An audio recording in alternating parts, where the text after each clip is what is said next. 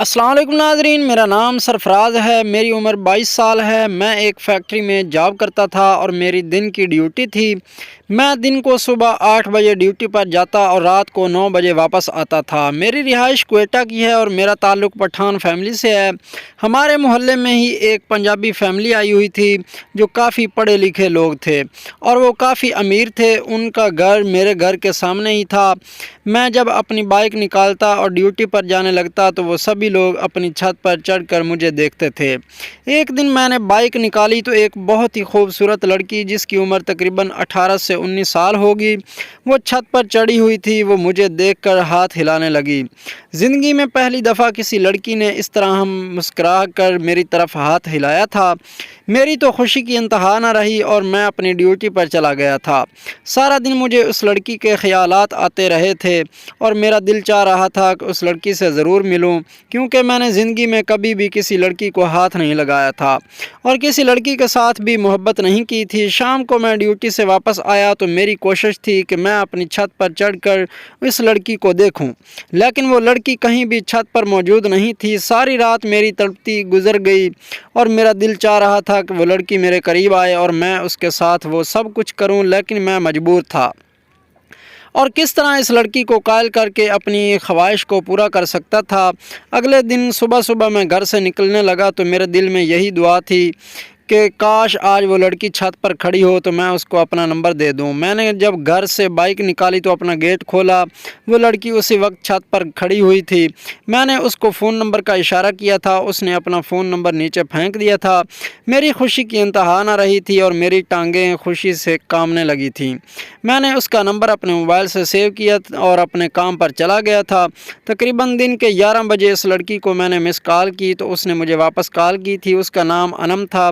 ہماری بات چیت ہونے لگی۔ میں نے اس کی خوبصورتی کی تعریف کی تو وہ بھی میری خوبصورتی کی تعریف کرنے لگی تھی، کیونکہ میں بھی ایک پٹھان فیملی سے تعلق رکھتا تھا اور میں انتہا خوبصورت تھا، لیکن میری فیملی کافی سخت تھی، اس لیے میں نے کسی لڑکی کو پرپوز نہیں کیا تھا اور کسی بھی لڑکی سے ریلیشن شپ نہیں بنایا تھا۔ پہلی لڑکی تھی اور پنجابی تھی جس میں تعلق بنا رہا تھا۔ انم نے مجھے اپنی کافی ساری فوٹوز بھیجی اور میرے ساتھ کافی فری ہونے لگی تھی۔ میں بھی اس کے ساتھ فری ہو گیا تھا اور ایسی باتیں کرنے لگا تھا جس سے وہ میرے پاس آنے کی خواہش کرنے لگی تھی، لیکن سب سے بڑا مسئلہ ہمارا ملنا تھا۔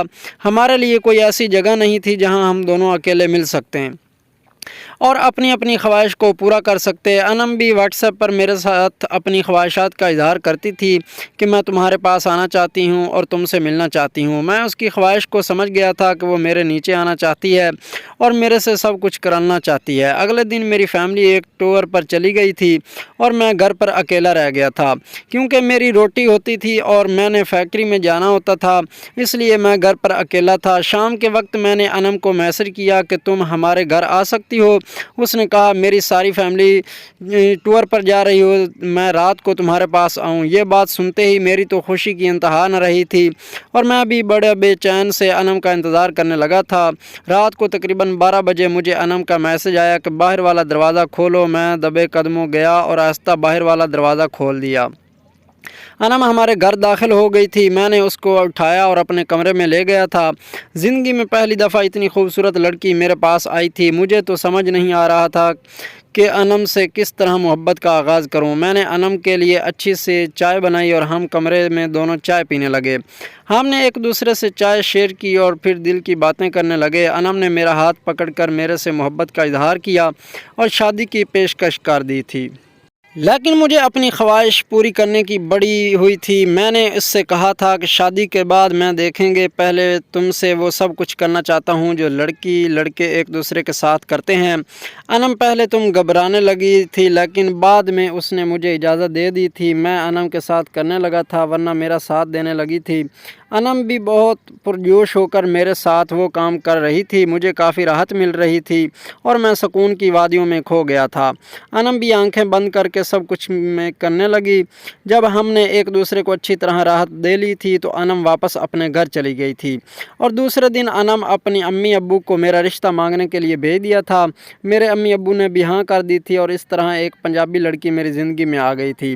ناظرین، اگر آپ کو یہ کہانی پسند آئی ہو تو ویڈیو کو لائک کر دیں۔ بہت شکریہ۔ تو چلتے ہیں، ملیں گے اگلی ویڈیو میں، تب تک کے لیے اللہ حافظ۔